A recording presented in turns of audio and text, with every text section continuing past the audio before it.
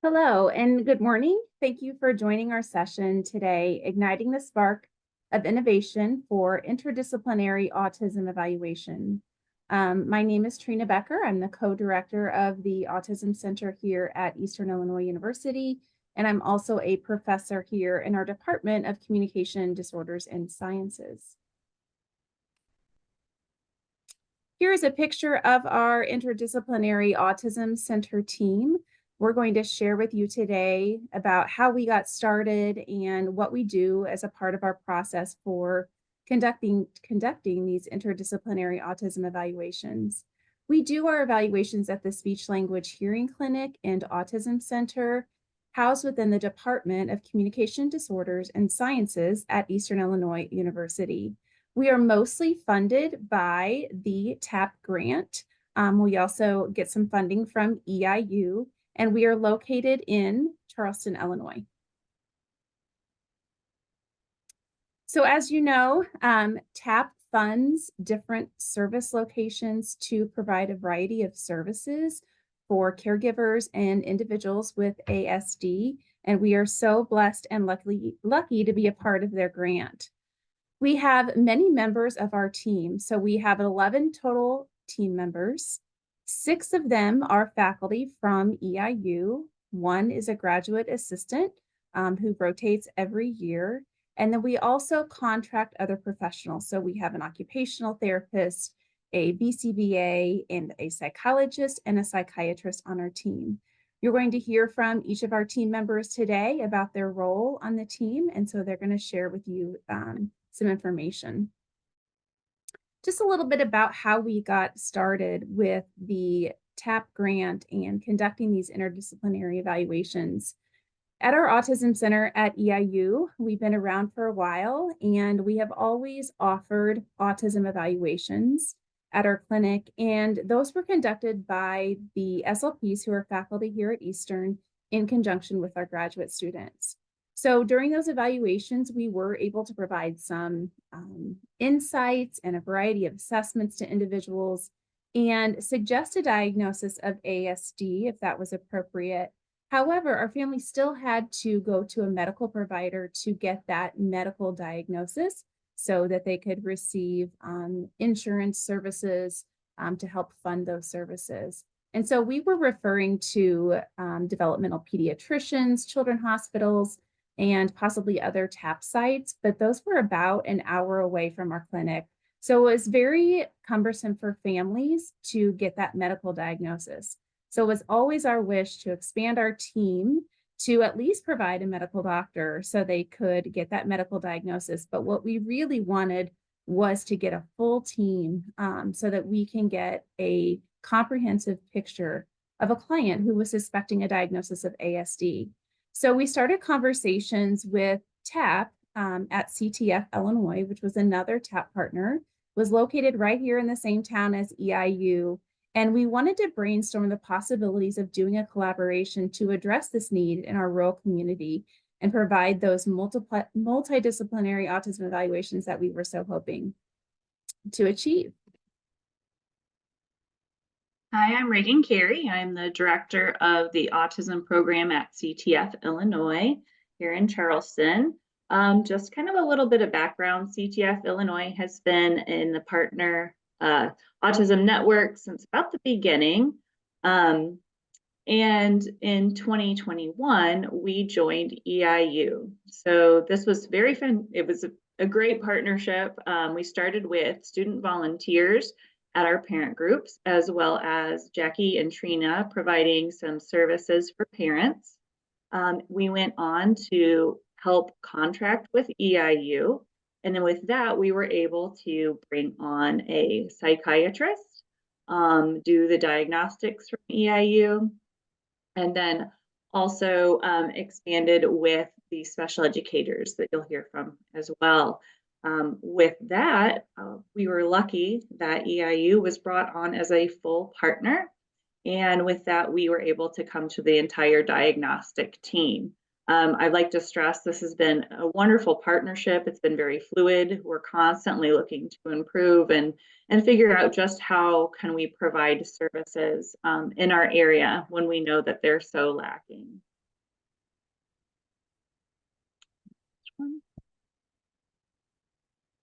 So just a little bit about the autism diagnostic process. So everybody comes in with a referral and screening, and with that, they are put on the wait list.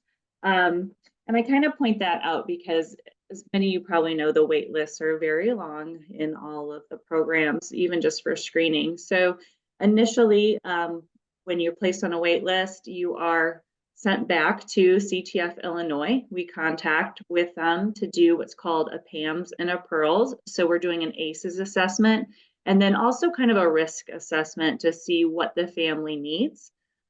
They are offered to have behavioral supports through CTF Illinois and myself, consultation wise, while they're on the wait list for screening and diagnostics. Once they are screened, they could either go to the ASD as not suspected, and then we have a referrals that we're constantly building that database to see where can we send people so that they can have help.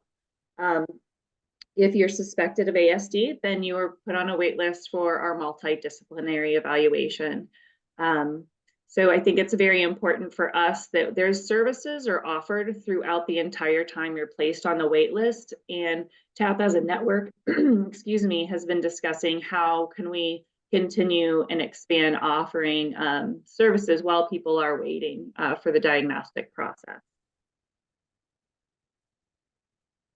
So I kind of mentioned this a little bit as far as the screening procedures.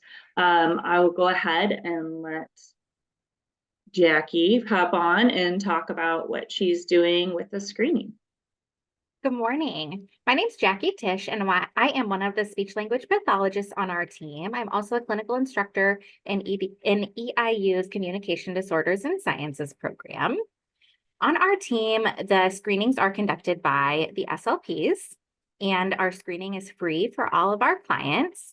And just like Reagan said, I want to make it clear that the purpose of our screening is not to determine if anyone has autism or not, really just to decide, is an autism evaluation warranted, or would they be better served by seeking out other services? So to begin kind of preparing for our screening process, we're lucky that Reagan's done already that intake information. So we're able to really just review all of those records. We're looking for any potential indicators of autism. And then for the screening itself, we typically spend about 30 to 45 minutes face-to-face in an in-person session with the client and their caregiver as appropriate. During that time, we play some sort of a structured game. Some of the things that we do a lot of board games, Uno, Connect Four. And we're also trying to obtain like a pragmatic language sample from that client, really looking for those social skills. So we're trying to elicit and observe for any reciprocity, looking at that reciprocity during our engagement, looking at the client's use and understanding of nonverbal communicative behaviors, watching that kind of quality and quantity of their social responses, their initiation. And of course, we're also looking for any restricted and repetitive behaviors that might come up. For our clients who are too young to really participate in kind of those structured screening sessions, we do just set up different play scenarios to observe for all of those same skills and really getting a look at their pretend and imaginative play. In addition to our time spent with the clients, we also have at least one questionnaire completed for every client who comes. And you can see a list of some of those questionnaires that we commonly give. If the client is old enough to do that self-report, then they complete one of those self-rated questionnaires, at least one. And for our younger kids, then we have a caregiver fill out those questionnaires so that we have a good understanding about what's going on with them at home and in other settings. At the end of that, we kind of pull everything together and decide whether they should continue on with the evaluation or not. And then moving ahead, so for those clients who we decide should continue with that full evaluation, you see now on your slide a list of all of the services that we can offer from our team.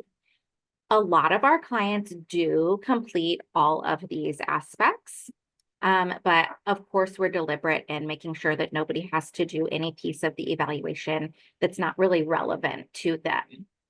So to simplify things and make it easier for the clients and easier for our team of professionals, we try to do as much as possible on one day. We call that our ADOS day because that's when we administer our ADOS.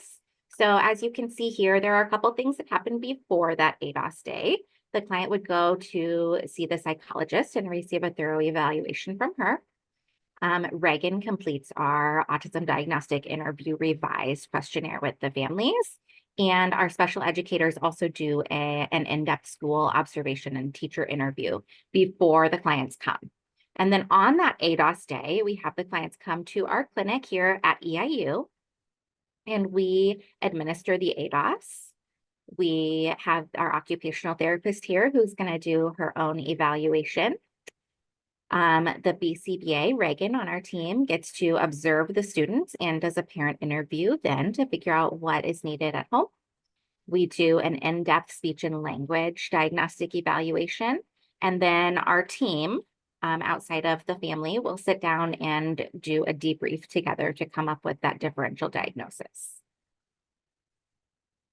On this slide, you'll see just a sample schedule of a client's schedule for that autism, for that ADOS day. So at any day, we have typically 3 to 4 clients, and we just kind of cycle them through the different professionals. The schedule can be rearranged in any order, and we just keep them moving quickly between their different sessions. Now getting into each professional's role on the team and specifically what we do. As I mentioned earlier, the SLP is responsible for conducting the screenings. And of course, for all of our clients that come, we're doing that thorough record review. And then for the formal autism evaluation on that ADOS day, the SLP is the one who administers the ADOS. We're really lucky. We've got a couple SLPs on our team, so we can sort of specialize in different age groups based on our experience and kind of our interest level. And that really helps us to really get to know those modules of the ADOS that we're administering so that we can do that really naturally and comfortably with those clients. After we administer the ADOS, the SLP collaborates with the special educators and the psychiatrists to code the ADOS, and then we are responsible for writing up that portion of the report in terms of all of those characteristics of autism that we may or may not have seen in terms of the DSM criteria.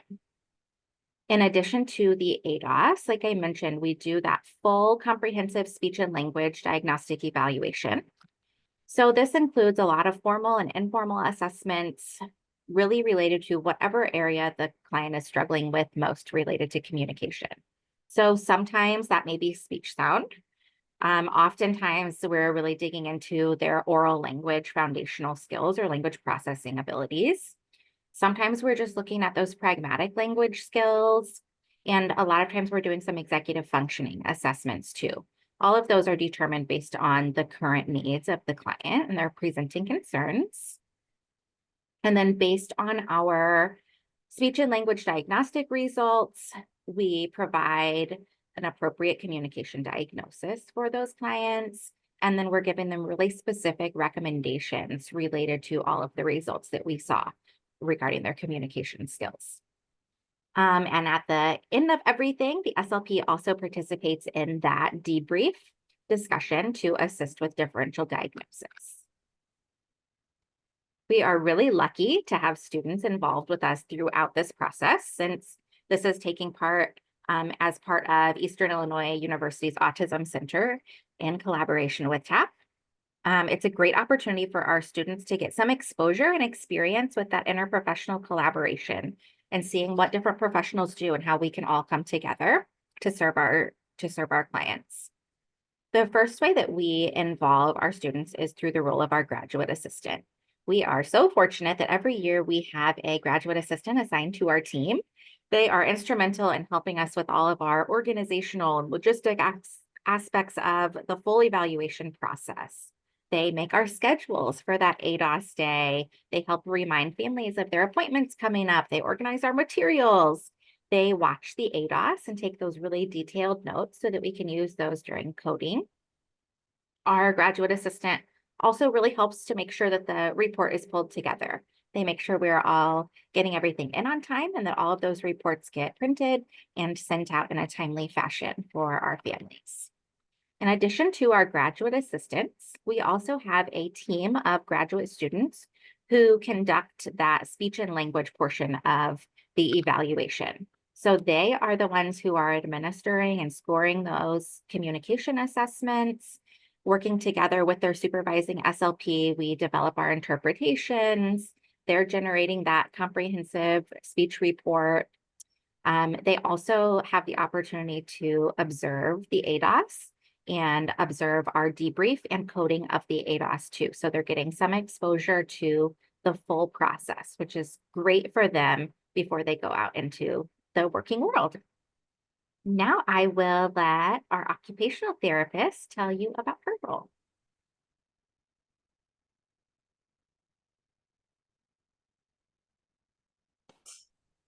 Hi, I want to make sure I'm on. Okay, great. So my name is Susan Bane, and I'm the OT on the team. As many of you know, sensory processing is often a component of ASD. So I look at aspects, just as everyone else, look at the record review, developmental history, as much as I can find out about function in school and home. And also there's a preliminary checklist that go out. I utilize a tool called a sensory processing measure, which has profiles for home and school. So sometimes teachers and school personnel have a chance to fill out these forms, as well as parents, before the young person comes into the clinic. So there's that background information that's usually extremely helpful. As everyone else, I have up to an hour with the client. If it is a older person, an adolescent, I will interview them using the sensory profile for adolescents and adults.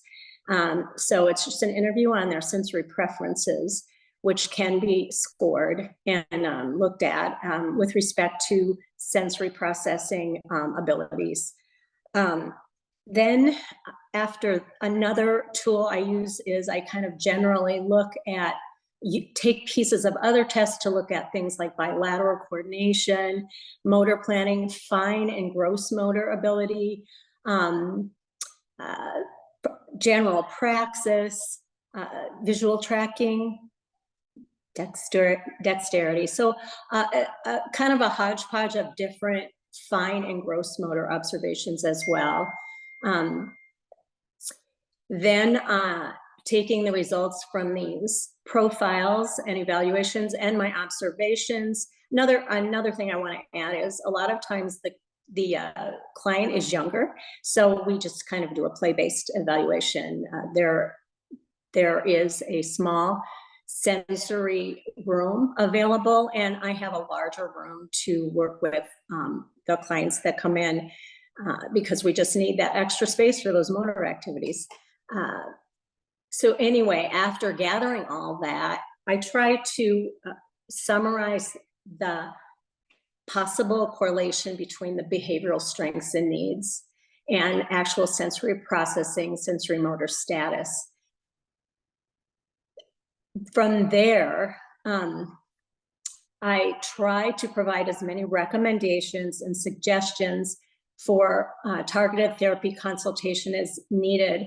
I also tend to offer specific suggestions that have kind of come to light during the evaluation and during some of those, and as a result of school and home personnel filling out some of those profiles. For example, sometimes a person who has auditory sensitivity in school and home, in public places, it will show up that they tend to hum or make noises or sing or whatever. And if they are defensive to auditory input, it is an effort to protect themselves from that external input. So it's just something as simple as offering noise canceling headphones might be something that might be helpful. Another result of my evaluation is that I try to offer as many pertinent resources regarding sensory processing and challenges specifically related to that person, but I try to offer that to that person and also their family, so that they can just learn more about how sensory processing is related to different behavioral challenges and also to ASD. So that piece, another thing I just want to say is sometimes I offer extra activities beyond that therapy and consultation that might be helpful to that client. And the reason I do as much of that as I can is because I know that often these families go back to their home and there are limited opportunities for them to access an occupational therapist. So that is a concern I have. And I just try to do as much as I can during this simple evaluation. All right. So that is pretty much the summary of what my role is on the team. And I need to take this and introduce the behavioral consultant. I believe Reagan is next. Special educator, excuse me. I am so sorry. So that's okay.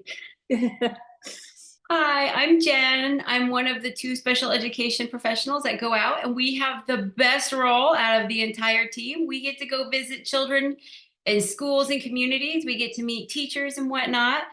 It starts with the review of the educational and developmental records. We review the IEP, review families' concerns and assessments. We look at some of the other assessments that have been done throughout the screening process or whatnot. And then we go out and we do an observation. It's really, really important at this time that we're looking at collaborating and building relationships with our schools. So we are very, very aware that we are not going in there as experts telling teachers how to run their classrooms, but rather as we're looking to see how children use their skills in natural environments. So with their peers, with their teachers, how do they function? How do they participate? How do they work in their classrooms, right? So communication wise, how do they participate in school routines, all those wonderful things that we're looking for. So we go out and we do an observation. We do briefly kind of chat with teachers. Some of our teachers they're right in the middle of teaching, so they don't have much time to chat. But we do provide information for them to contact us after if they have other information. And for the most part, they've been really receptive. They will clear their schedules because they want to talk to us for a good 30, 45 minutes when we're finished. So far we've been pretty receptive and had pretty good relationships with our schools. We do take notes during the ADOS observation, detailed notes, and then we participate in the scoring afterwards. And then we provide a report, and that report is based on some of the findings. And again, we're not telling the school that we're not pointing out faults and telling them what they need to change, but instead providing some suggestions. Like sometimes it might be there's a disconnect as far as using visual supports in the classroom, but it's not included in the IEP. So that might be a suggestion. Like, we see you're doing great stuff in the classroom. Perhaps you'd want to add it to the IEP. We review behavior intervention plans and provide suggestions to things that we see in the classroom that might be some extra data as far as reviewing specific components of the IEP or whatnot. And then we always provide information to the family. I think right now our families are just in survival mode, and they're working on home and getting home kind of stabilized and whatnot.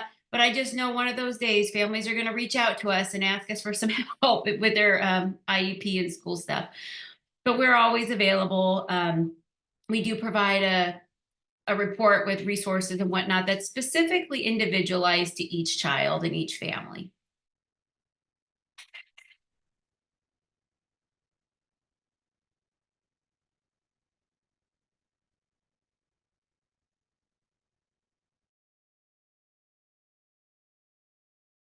Hi, I'm Dr. Melissa Semple. I'm a clinical psychologist. I've been with the autism team now for 2 years.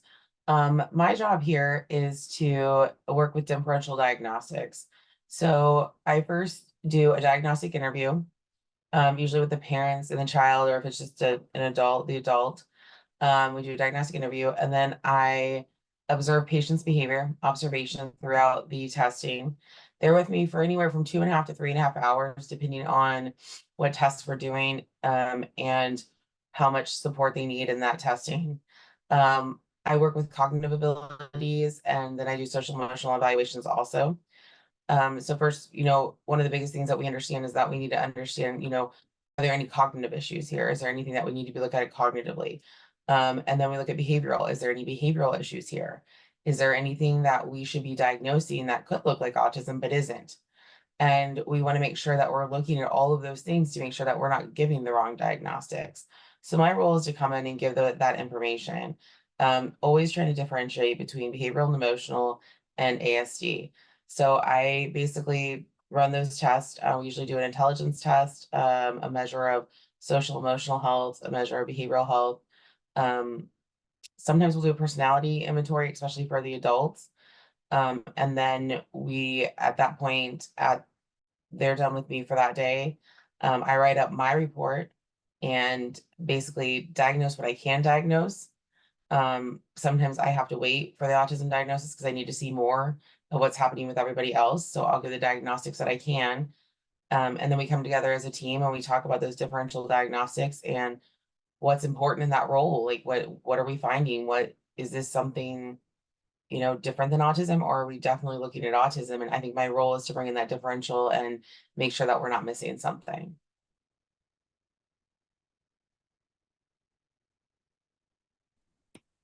Hi, I am Katie Hecksel. I'm a physician trained in both adult and child and adolescent psychiatry, and I joined the team, I believe, about 3 years ago.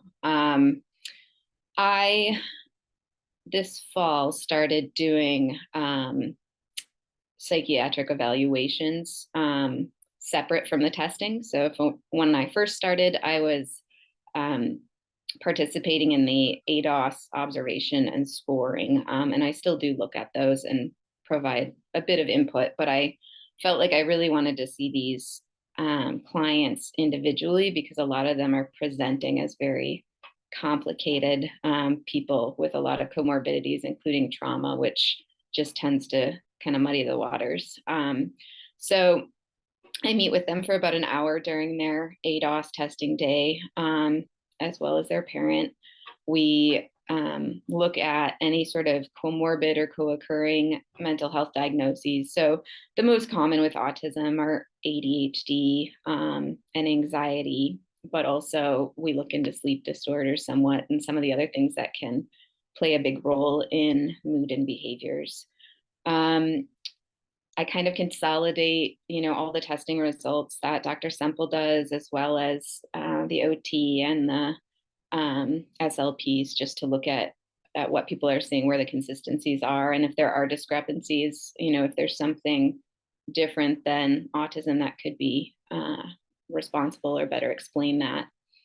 I go to the meeting at the end that we all meet up at to discuss our findings and sort of collaboratively to decide on DSM diagnoses, which is required for the autism diagnosis. One of the nice things about me being part of the team is that if there are kids that have co-occurring mental health issues and need to be seen, they can get seen really quickly by me. So it takes a while for us to get our final report together and meet back with the family and all of that, but I can be seeing the family in the meantime and I can be treating the kid. So child psychiatry in particular, there's a huge shortage here. I think the average waiting time in some areas around here is 1.5 years or more. So it's nice to be able to get these kids in because a lot of them have waited a long time to come in to see us in the first place. So that is basically what I do.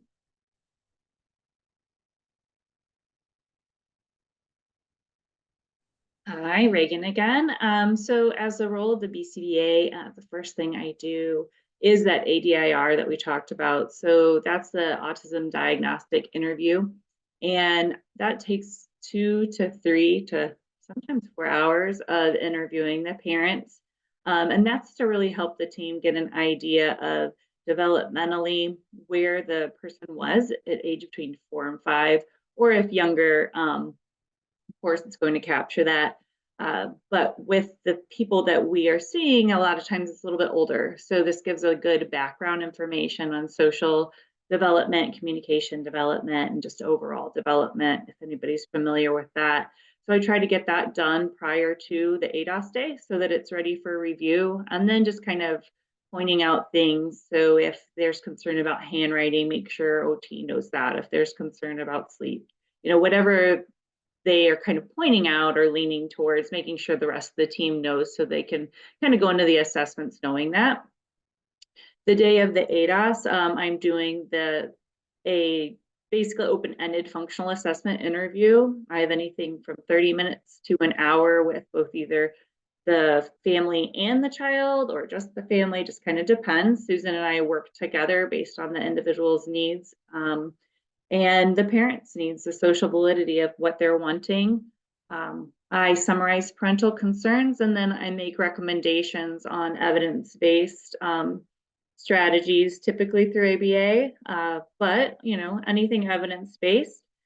And then we wrap back around, and when the final report is given to the family, they have the opportunity to meet with me and go through each of the reports and ask questions. That was really an important part for me. I'm a parent as well, and I just remember how overwhelmed I was getting a monster report. And luckily I had the background to go through it. But a lot of the people we are seeing, this is totally new and it's very overwhelming process. And so we just want to make sure that the caregivers or the young adults have the information they need, or at least have access to it. And then I help provide those linkages, whether that's within our disciplines or outside of, just trying to help them find resources. And that's when our FCRR comes in as well, to really see what resources we can find for the families.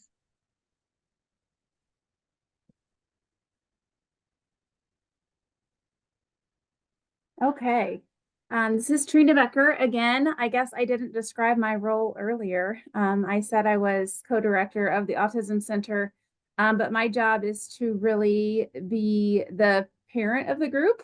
I guess I do the scheduling for everyone. I set up the screening dates, the evaluation dates for the client, just try to keep everyone on track in terms of getting their reports in, and the GA also reports to me just for overall consistency among the team. So again, that's my role as the team leader, I guess. The debrief, I'm going to chat about that, is where all the magic happens, I feel like, for this team, and is the part I think that we all really enjoy the most after working with the children, of course. But we really enjoy this debrief because we're able to come together as professionals to discuss all of the results. And so we're really integrating all of our insights from our evaluations, observations, and interviews with the clients and families. And so at this time, everybody gets a chance to share information that they've observed during their evaluations, share their impressions and insights about the child. And we're all discussing that so that our doctors, our psychologists, and our psychiatrists can come together to provide the appropriate medical diagnoses. And they are integrating all that information to see if these clients meet the DSM criteria for autism. And so again, it's a really nice part of our interdisciplinary team. I think it's what makes us special in the area, is that we have all of these different components that we're putting together to really differentially diagnose. Everybody has their own lens, I feel like, when they're doing their evaluation and things that they're looking for. And so it's important that we all share those different opinions at the evaluation to come to an overall comprehensive conclusion for our clients. As you heard the different professionals talk, they all mentioned writing a report, right? So we get this very comprehensive report for our clients, which includes information about their ADOS. So the ADOS report contains the scores from the ADOS. It discusses the DSM criteria and the medical diagnoses. So the SLPs are adding the information about the scores, and then Dr. Hecksel is putting that all together to integrate the DSM criteria and then providing those medical diagnosis or diagnoses for that client. Dr. Simple does her psychological report ahead of time, so all of us can read it prior to the ADOS day, but then she doesn't finalize that until after the debrief. And so her report includes a summary of her evaluation results and includes extensive recommendations for the families. And then she also integrates the information from the debrief to provide diagnosis or diagnoses as appropriate. Reagan does that ADIR report, and she provides a summary of those scores, and that's included in the comprehensive report. She also does the behavior consultation report, which provides a summary of observations and recommendations for the family. As Jacki talked about, she does a comprehensive speech language report that includes our summary of evaluation results, the communication diagnosis or diagnoses, and recommendations as well for speech therapy or for talking about how to develop executive function and social communication skills. And then our special educators do their summary of observations or interviews with the teacher and families, recommendations for any trainings that they think should happen in the school, recommendations for IEP goals and objectives, and suggestions for supports. And then our OT also does the same thing. So Susan is providing a summary of observation, her diagnosis or diagnoses and recommendations. So you can see these families get an extremely long report when everything comes together. And again, I think this is very special for our team that they are able to get all of this information. And so they see the big picture of their child, from behavior to speech language to OT to how they're doing in the school to looking at mental health and intelligence, and finally looking for those autism behaviors. So it's really important that Reagan does that debrief with the families, because as you can imagine, it's very overwhelming to get this multi-page comprehensive report and understanding all of that professional language that's in there and trying to figure out how to navigate, getting the services that they need based on the comprehensive report. I thought I'd share with you some of the outcomes of our team, and these are from fiscal year 2023. So in that year, we provided approximately 40 screenings in our clinic, and 29 of them were referred for full autism evaluations. Other of our screenings were referred for speech language evaluations, or maybe an evaluation by Dr. Simple or Dr. Hecksel, just to look at other diagnoses. And so we were ruling out autism, but saying there's something else, ADHD is a possibility, just a speech language impairment, language processing, executive function impairment, that we recommend that you seek further evaluations. We did 16 full autism evaluations in fiscal year 2023. And 6 of those 16 received a diagnosis of autism.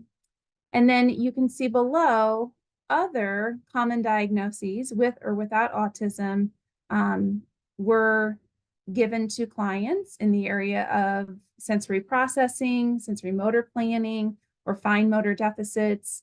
In the speech language realm, diagnoses such as language processing, executive dysfunction, speech-related apraxia, and then receptive or expressive language disorder.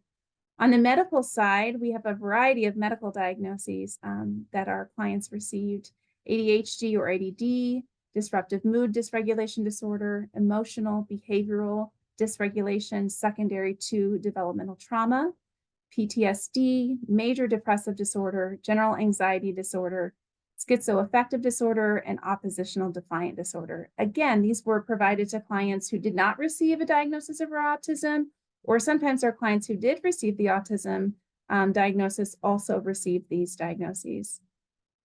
So you may be looking at our numbers here and be thinking that this is not a lot of screenings or evaluations, but I do have to say that all of our professionals involved have other full-time job responsibilities. And so they are not doing this as their full-time position. So our professors are also teaching at our university.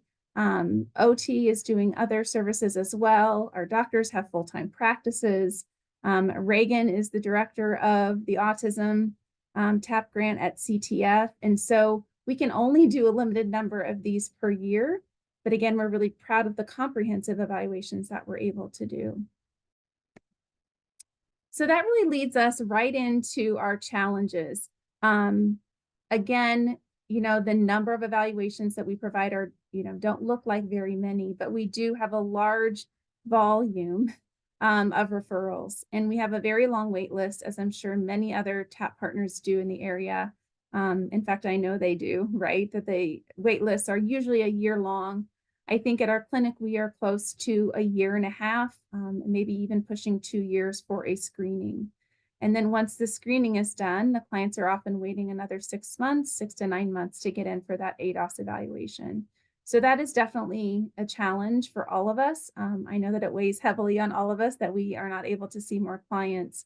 But at this point, it is what it is, and we're working with the resources that we have. Scheduling is also a challenge. Again, with our professionals all having full-time jobs, it's hard to find even 2 dates within the semester that we're all able to be here for those evaluations. And so our clients are really not given a lot of options for scheduling. So, they get a couple of dates to choose from, or maybe they just get the one date. And if they can't make it, then they have to wait till the next semester.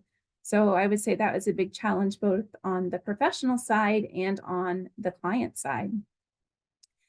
Our special educators have commented how difficult sometimes it is to get into our schools. The distance that they have to travel and making time to do that, and also just finding time with those teachers that are so busy to have a chance to meet with them. The evaluation day schedule, when you got to see a brief snapshot of that, that our clients are really busy on those days, and those are long days for our clients. It does have some benefits just because we're able to see that client across an entire day, and also see them kind of as they get tired. It's a good thing to get to see them, especially if they're using some masking behaviors, and are they able to do it all day, and is there ever a breakdown? But the evaluation day can be long. On the other side of it, it is hard for families to commit to a whole day of an evaluation here. Limited time with families, even though they are here for an entire day, our professionals are popping in and out of their different evaluations. So I know that sometimes they wish they had more time to talk with the families, and I think specifically afterwards, right? So Reagan is really the one doing that debrief, because it's hard for all of the other professionals to find a time to meet again with those families. And so I think they wish they could. I think that's definitely a challenge for our whole team. Then the complexity of cases. There are very rarely simple, cases that come to our clinic. Many of these individuals are dealing with lots of different diagnoses and challenges. And again, which is why we're so thankful we have an entire team to help us sort out, is this autism or not? We really want to get that diagnosis right. We think it's really important to make sure we're doing our due diligence to make sure that that client is getting that correct diagnosis. The role of the graduate students, although we love that they are able to be integrated into our team and to be able to observe this dynamic process, it is also difficult to schedule them for this time. It's also difficult for them to give up a whole day to be a part of this diagnostic experience. Time for collaboration. Are you seeing a theme here? Time. Our team members would love to have more time to collaborate. Our debriefs are happening at the end of the day when it's already been an extremely long day of evaluations, but we have to do it then so that we are all here face to face to have that time together. We try to schedule a few different meetings throughout the year just to share feedback about the whole process. But again, that's also hard to coordinate those meetings with each other. Completion of duties in a timely manner, as we are so pulled in different directions. It's sometimes difficult to get reports in when they should be in. We try to have our due dates for reports 4 weeks after the evaluation so that we can for sure get them out to families within 5 or 6 weeks. But sometimes that can be a challenge because of everything everybody has going on. Overall, in our area, there is a lack of resources and education and referral sources for our families. And so when Reagan's trying to coordinate things for those families, it can be really challenging to make sure that, you know, we are trying to meet all of their needs, or not just us as the team, but the other resources within the area. And so that's a definite challenge here in Central Illinois. And funding then for those follow-up services. So not only lack of resources and referrals, but then the funding, right? When we're recommending that they receive different kinds of services or maybe some other evaluations, those are at additional cost to the families. And so that can be a challenge. For our clients and families, I kind of alluded to a few of these already, but the long wait list is at the very top of the challenge. We hate that they have to wait so long. We would love to be able to provide more services, but again, we are just constrained just by our other positions and funding, etc. Families do have to travel. So they do travel to go see Dr. Simple. She's based out of Effingham, Illinois. And then, like I said, our clinic is here in Charleston, Illinois. So sometimes traveling can be a concern. And then, as we mentioned earlier, scheduling, especially if a client has to cancel. If they have to cancel their appointment, it may be another 6 months before we can get them in, just because we have just few days that we're able to do those ADOS evaluations. Families are overwhelmed by the intake process and recommendations. They're doing so many interviews with the different professionals. Reagan spends, as she said, a couple of hours doing the ADIR. So, you know, trying to find the time to do that, sharing information with all the different professionals can be a challenge. And then overall lack of resources in the rural area. I know that's a top priority of our team, to try to offer more education to schools and professionals within the area. And we're constantly brainstorming about how we can make things better and provide some more resources to our families. So that is it for our evaluation team. We would love to take some questions at this time, if anybody has any questions. I do see one in our group. I'm gonna maybe let Dr. Simple, Dr. Hecksel give some information about this one. So the question is, emerging research evidence has shown that females with autism spectrum disorder level 1 develop masking skills early on. And as a result, they are typically underdiagnosed or misdiagnosed. What, if anything, do you do differently in the evaluation process to help ensure an accurate diagnosis of these females? I don't know that I don't do anything differently in my evaluation process. I just utilize some really good tools to help with the behavioral and emotional stance of the child. I use the same type of tools, but I make sure, and again, with the masking issue, we know that that's a problem. We know that we see that as they get older and even into college, and like, are they masking? Have they been doing this their whole lives? But we really look at, is there a behavioral reason? Is there a personality reason as to why we could be seeing these symptoms versus, is this autism? So we try to kind of weed that out, and it is hard sometimes. I mean, it's a process, but I believe those tools have been our most accurate in helping. We use the BASC, which is the behavioral assessment system for children. For some of our younger adults, we use the MMPIA. Just different things to help us understand behavior and personality versus autism. Yeah, and I think I would say, you know, we do administer the camouflaging autistic traits questionnaire, particularly looking at the older female teenagers and young adults. And I think it is helpful. I think it's been important to realize that there's a lot of other disorders that involve masking as well. I mean, I think when you have people with social anxiety or history of trauma, or you know, any sort of environment where modeling did not occur for them growing up, there tends to be masking as well. So, I mean, it's certainly something that we evaluate. It can still be somewhat difficult to tease out when there is masking, which is why we rely on a lot of the other questionnaires and evaluations to try to help with that. And then as a follow-up to that question, and maybe you two already answered this, I think the same attendee commented, the previous question was in relation to younger females for whom completing the CAT-Q is not applicable. I think that you answered that overall. Yeah, I mean, I think more happens in relation to talking to those kids a little bit more about what their experiences are like and what their social interactions involve, as far as sort of how much modeling they're doing and or masking of things by copying. So yeah. And I think the diagnostic, like you said, the diagnostic interview becomes a big part of that, and really just observing the kid and spending time with them. That's usually where I get to do my best work, is those hours that I have with them, just kind of understanding how they're relating to me as we're doing the testing, but also like just looking at that behavioral and psychological testing for them. So. The school observation can also help with that as well, because, you know, it's that Bronfenbrenner quote, we ask children to come into an unusual environment with unfamiliar people and doing familiar tasks.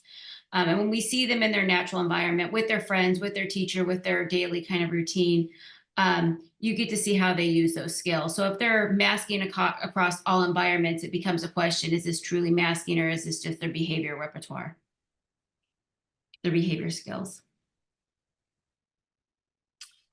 Another aspect might be there are certain motor tasks that if the person, this doesn't necessarily mean ASD, but if they're trying to mask and they're very articulate and eloquent with many of the much of the evaluation, when push comes to shove and they have to perform certain quick motor tasks, sometimes they do fall apart, and sometimes their eloquence also falls apart after that. It can shake a person who's trying to mask. It can just kind of throw them off.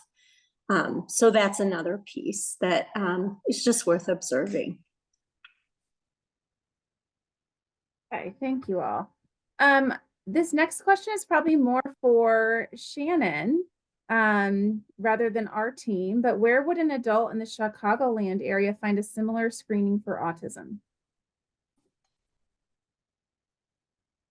That is a very good question. We actually have 2 TAP partners that also serve adults. So our grant is, we are tasked with serving individuals up through the age of 22. But we have 2 network partners at the University of Illinois, Chicago, and then also Trinity Services that also provides those screenings and diagnostics for adults. If you have further questions, though, feel free to reach out to myself.